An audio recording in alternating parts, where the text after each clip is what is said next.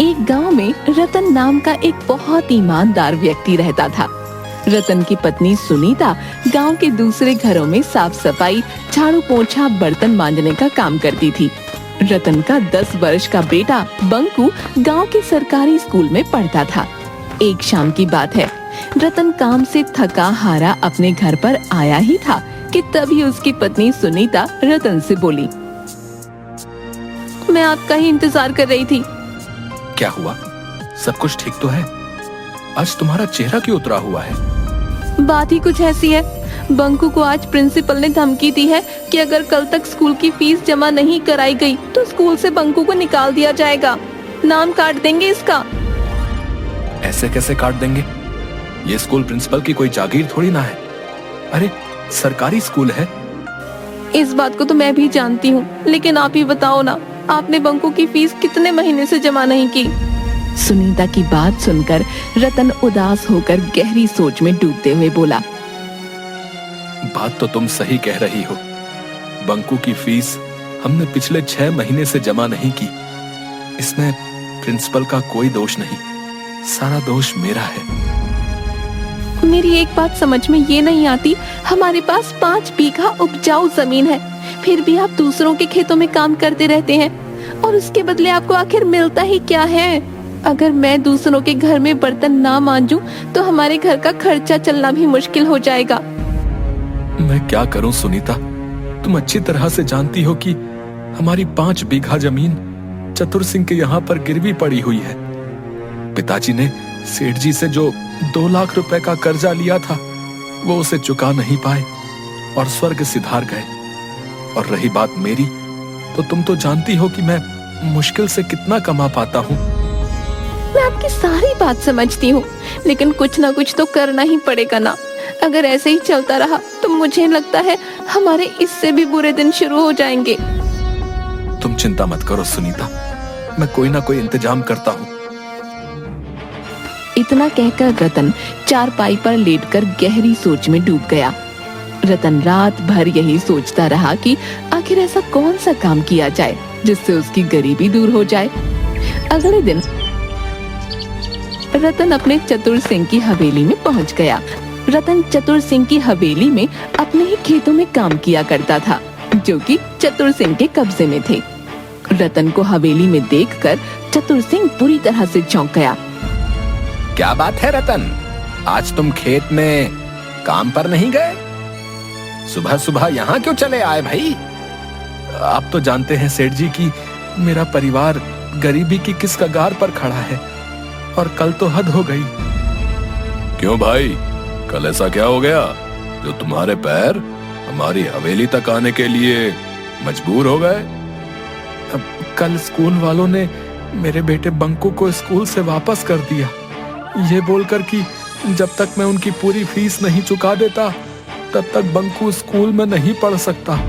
और यहाँ तक कि उन्होंने ये तक बोल दिया कि अगर कुछ दिनों के अंदर मैंने उनकी फीस नहीं चुकाई तो वो मेरे बेटे का नाम काट देंगे। तो इसमें हैरानी की क्या बात है? क्या तुम्हें पता नहीं कि गरीबों को अपने बच्चों को पढ़ाने का कोई अधिकार नहीं? अरे भाई, अपने बेटे से कहो कि तुम्हारे साथ मिलकर वो तुम्हारे काम में हाथ बटाए। अरे तुम ही सोचो, स्कूल में पढ़ाई करके उसे आखिर क्या मिलेगा? वैसे भी पढ़ लिख कर किसी की नौकरी तो लगती नहीं है। तुम्हारे साथ कुछ काम करेगा तो तुम्हें कुछ ना कुछ कमा कर ही देगा। ये कैसी बातें कर रहे हैं सेठ जी? आप चाहते हैं कि मैं अपने बच्चे की पढ़ाई छुड़वा दूं और उसे अपनी ही तरह अनपढ़ रहने दूं? अनपढ़ होना बुरी बात नहीं है रतन, गरीब होना बुरी बात है। अब तुम ही देखो, इस देश में न जाने कितने ऐसे नेता बनते हैं जिन्होंने कभी स्कूल की शक्ल तक नहीं देखी होती। इस देश में नेता किस प्रकार से बनते हैं और वो क्या करते हैं, मुझे इस बात से कोई लेना देना नहीं। मैं किसी भी कीमत पर अपने बेटे की शिक्षा नहीं छुड़वा सकता, क्योंकि शिक्षा ही हमारे आने वाले कल को सुधारता है।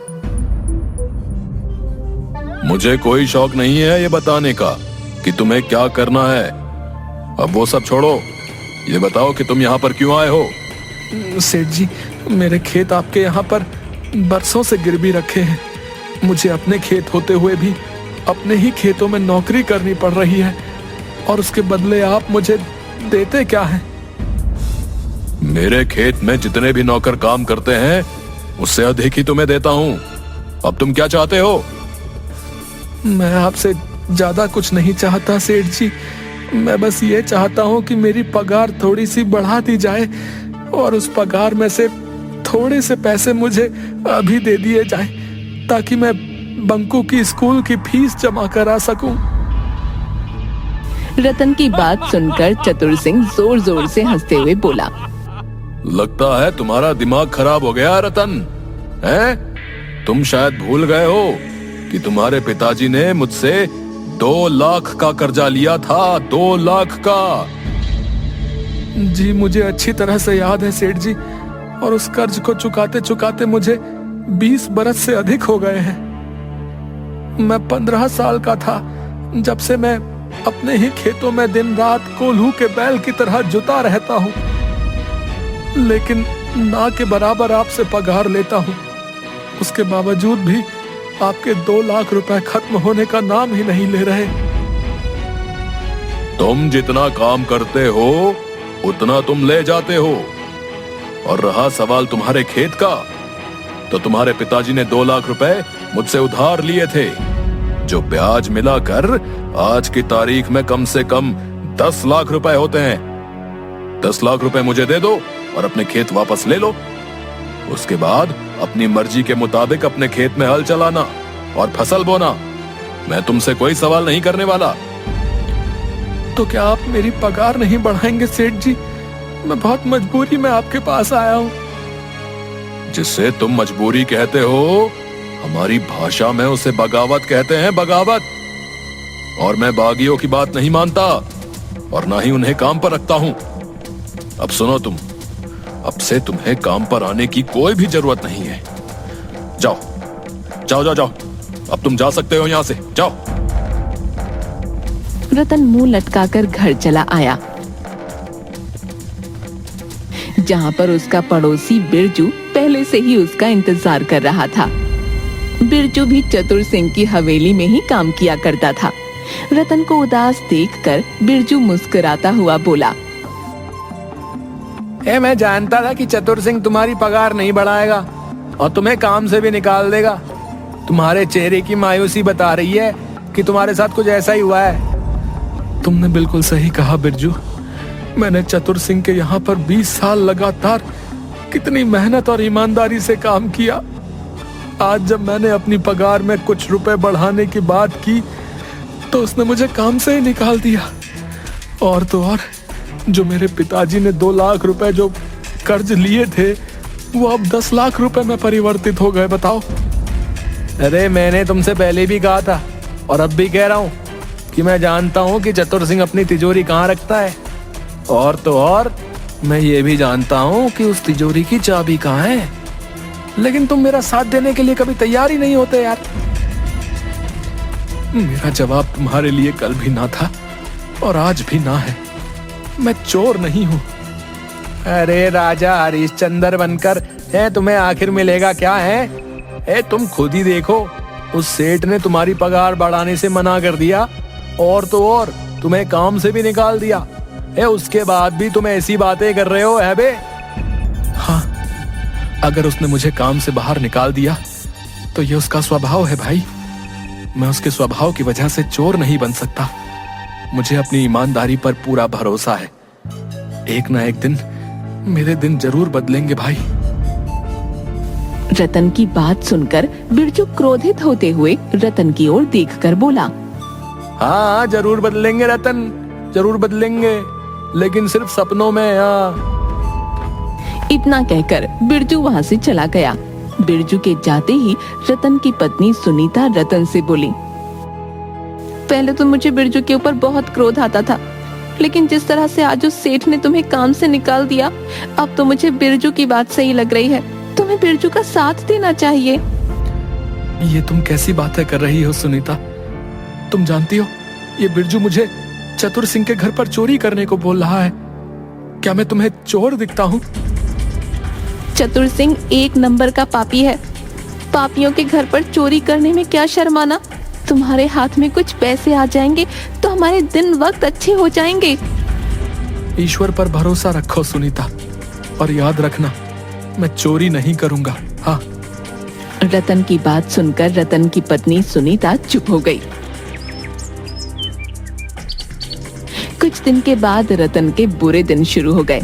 रतन ने पूरे गांव में हर किसी से काम मांगा, मगर उसे काम नहीं मिला। कुछ ही दिनों के बाद उसके घर पर राशन पानी सब कुछ खत्म हो गया। रतन और उसके परिवार की भूखे मरने की नौबत आ गई। एक दिन रतन की पत्नी सुनीता रतन को 3 रुपये देती हुई बोली, ये लीजिए, मेरे पास सिर्फ यही 3 रुपए बचे हैं। 3 रुपए में भला क्या आ जाएगा सुनीता? आपके सेठ की वजह से मुझे भी मेरे मालिक ने काम से निकाल दिया। ये 3 रुपए ही बचे हैं मेरे पास। आपके पास तो आपकी ईमानदारी के अलावा कुछ है ही नहीं। जाइए और शाम के समय खाली हाथ मत आइएगा। रतन उदास होकर अपने घर से चल दिया और एक पेड़ के नीचे बैठकर अपनी गरीबी के बारे में सोचते हुए फूट फूट कर रोने लगा। तभी एक बुजुर्ग व्यक्ति हाथों में लाठी थामे रतन के पास आकर बोले, कौन हो तुम और क्यों रो रहे हो? मैं बहुत परेशान हूँ बाबा। अभी मेरा बातचीत करने का बिल्कुल भी मन नहीं है। अरे, बातचीत करने से मन हल्का हो जाता है बेटा। मुझे अपनी समस्या बताओ, हो सकता है कि मैं तुम्हारी कुछ मदद कर सकूं। रतन रोते हुए अपने घर के सारे हालात उस बुजुर्ग व्यक्ति को बताने लगा। तुम्हारी समस्या का एक हल है मेरे पास। मैं एक ऐसे बाजार के बारे में जानता हूं जो चोर बाजार के नाम से प्रसिद्ध है, जहां पर एक से एक महंगी वस्तु बहुत सस्ते दामों में मिलती है। तुम्हारे 3 रुपए से तुम बहुत कुछ ला सकते हो। लेकिन बाबा, मैं चोरी के सख्त खिलाफ हूँ और आप मुझे चोर बाजार जाने की बोल रहे हैं। बेटा, उसका नाम चोर बाजार है, लेकिन वहां पर चोरी की वस्तुएं नहीं मिलती। ये तो बस एक मुहावरा होता है। उस बुजुर्ग व्यक्ति ने रतन को एक जंगल का पता दिया। लेकिन बाबा, वहां तो घना जंगल है। कुछ खास चोर बाजार अक्सर घने जंगलों में ही लगते हैं बेटा। रतन धीमे धीमे कदमों से उस जंगल की ओर चल दिया। कुछ दूर जाकर उसे एक जंगल में बाजार लगा नजर आया, जहाँ पर एक से एक आधुनिक वस्तु लेकर पुरानी वस्तुएं तक बिक रही थीं। उस चोर बाजार में खाने पीने की वस्तुओं से लेकर हवाई जहाज तक मौजूद था। ये देखकर रतन की आश्चर्य से आंखें फटी की फटी रह गईं। तभी रतन की नजर दाल चावल की दुकान पर पड़ी। रतन वहां पहुंचते ही झिझकते हुए उस दुकानदार से बोला, भैया, ये आटे की बोरी और दाल की बोरी कितने किलो की है? भैया, ये आटे की बोरी जो है 25 किलो की, और ये दाल की बोरी भी 25 किलो की है। मेरे पास तो केवल 3 रुपए हैं, लेकिन बाबा ने कहा था कि यहाँ पर बहुत सस्ती वस्तुएं मिलती हैं। रतन को सोचते देख वो दुकानदार रतन से बोला, क्या हो गया भैया, किस सोच में पड़ गए? ये आटे और दाल की बोरी मुझे कितने में मिल जाएगी? अरे भैया, केवल 1 रुपए में। ये सुनकर रतन बुरी तरह से दंग रह गया। कहीं आप मजाक तो नहीं कर रहे? अरे भैया, मुझे लग रहा है कि आप यहाँ पर नए हो। रतन ने उसे 1 रुपया दे दिया और बोरी घर पर उठाकर ले आया। अरे, आपके पास तो कल 3 रुपये थे। क्या आप किसी से पैसे उधार लेकर आए हो क्या? पागल हो गई हो क्या? मुझ जैसे गरीबों को कौन भला पैसे उधार देगा?